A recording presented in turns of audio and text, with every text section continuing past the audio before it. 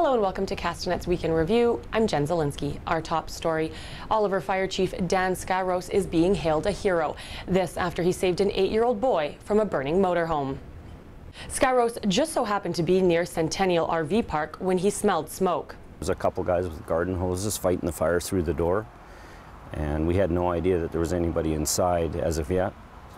And I just pushed the curtain out of the way, got a ladder from the neighbor's trailer there, and felt with the stick I had, and I could feel a bump on the bed. So I just took a chance, reached through the window and picked him out, grabbed him out right into the ambulance guy attendant's arms, and away he went to the hospital.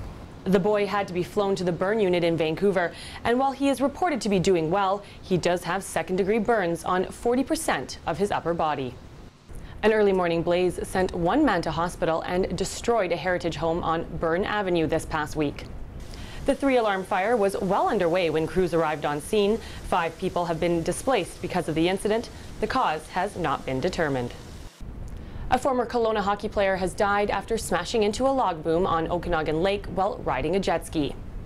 The death is the third water-related accident on the lake in the past 9 days. And while unfortunate, it is not surprising to the BC Coroner's Service, whose recent stats point to Okanagan Lake as having the most accidental drownings in the province. So far this year, the summertime accidental drownings we've had in Lake Okanagan have increased by 1 or 2 over the past few years. For the previous 4 years, we had 3 or 2 within the lake. At this present time, we have 4 reported. This year in BC, there have been 54 accidental drowning deaths, with just 40% occurring in the interior. The residents of Colemont were shocked this week to find the Tulameen River had turned dark and murky.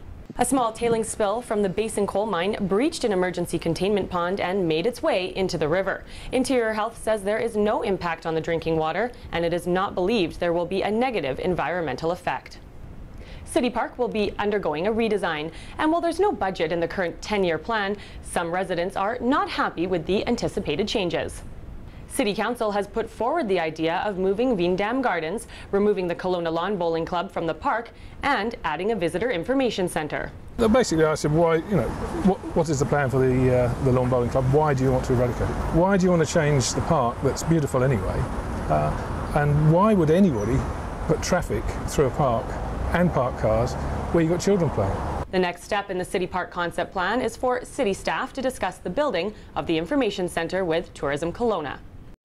Well, it's that time of year again. School is back in as of next Tuesday, and for UBCO, that means a record number of students will be attending fall classes. The Okanagan campus has 8,346 full-time students, and it's the first time the university used holistic enrollment for admission. We look at personal characteristics of students, their experiences as well as their GPA, and really admit students who not only are good students but who also aspire to all those other excellent things that the institution aspires to. And with school back in session, that means slowing down to 30 kilometers an hour in school zones from 8 a.m. to 5 p.m. Well, that wraps up Castanet's Week in Review. I'm Jen Zielinski. Thanks for watching. Remember to send your news tips to news@castanet.net and follow us on Twitter @CastanetNews.